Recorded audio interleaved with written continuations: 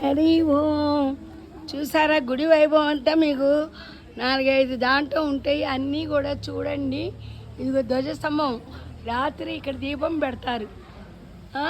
మారేడు చెట్టు అదిగో చూసారా, మారేడు. త్రిదళం త్రిడాకారం త్రినేచ త్రిఆయుధం త్రిజన్మ పాప సంవారం ఏకబిల్వం శివార్పణం. ఇక్కడ దీపాలు పెట్టకూడదు మాట. నేను చక్కగా ఇవాళ లోపల ఒక నందీశ్వరుడు ఉన్నాడు శివుడు దగ్గర, మీరు చూసే ఉంటారు. ఇది బయట చూపిస్తున్నాను. ఆ నందీశ్వరుడు దగ్గర దీపం వెలిగించి లోపల చూపించి 365 ఒత్తులు వెలిగించి చూపించి అదిగో అక్కడ పెట్టాను.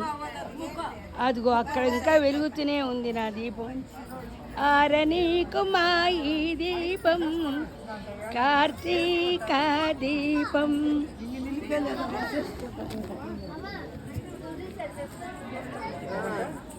అమ్మా హలో, హరి ఓం. కార్తీ దామోదర, ఈ గుడి గురించి మీకు తెలిసింది చెప్పండి అమ్మా. ఈ గుడి గురించి మా బావగారు దీన్ని నిలుచుకొని కట్టించినారు, గోపాల్ రెడ్డి అని. బాగా సమృద్ధిగా జరుపుతా ఉండారు. వాళ్ళ ఆధీనంలోనే ఉంది, వాళ్ళే ముందర మనిషి.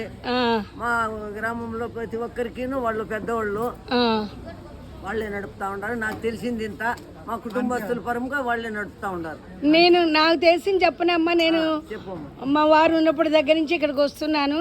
నాకు ఇక్కడ ఏదనుకున్నా అవుతుంది. ఎవరు ఏం తిట్టినా తిట్టపోయినా నేను 108 ప్రదక్షిణాలు చేస్తాను.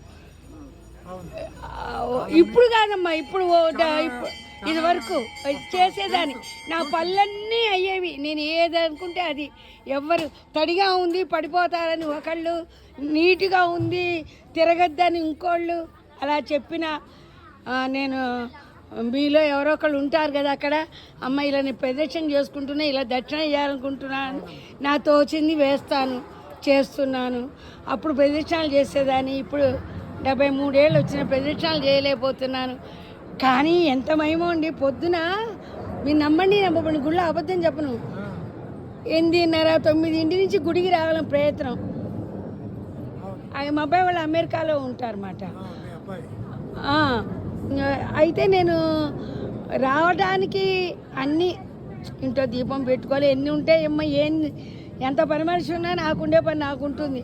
వచ్చేటప్పుడు కరెక్ట్గా 6 టైంకి వచ్చానమ్మా. అందరు నెట్టుకుంటూ వెళ్ళిపోయాను, పొట్టిదాన్ని కనపడదని. చక్కగా 6 అంతా కనపడింది. చాలా హ్యాపీగా అనిపించింది నాకు. అవునమ్మా, ఇదివరకు మాకు ఇది దగ్గర. మా వారు మేము అందరం వచ్చేవాళ్ళం. వచ్చిన కొత్తలో 20 ఏళ్ళ నుంచి ఇక్కడే ఉంటున్నాం. 20 ఏళ్ళ నుంచి గుడి తెలుసు నాకు. అయితే ఇట్లా సందు తిరగంగానే వచ్చేది గుడి. ఇప్పుడు రావాలంటే చాలా టైం పడుతుంది. ఒక్కొక్క అడుగు వేసుకుంటూ పడిపోతానేమో అని. పెద్ద వయసు కదా, దేవుడి దగ్గర పడిపోయినా కూడా దెబ్బలు తగ్గనివ్వటలేదు వినాయకుడు. 2003లో వినాయకుడు నాకు స్వయంగా కనపడ్డాడు. ఏదో చిన్న జాబు, ఏదో అట్ట గట్టని అయిపోతుంది. చక్కగా ఆఖరి సోమవారం అన్నీ చేస్తారు మీరు. చక్కగా చూద్దాం అనుకున్నా, చూశాను. సరే వస్తానమ్మా. Thank you. గుడి విశేషాలన్నీ చెప్పారు.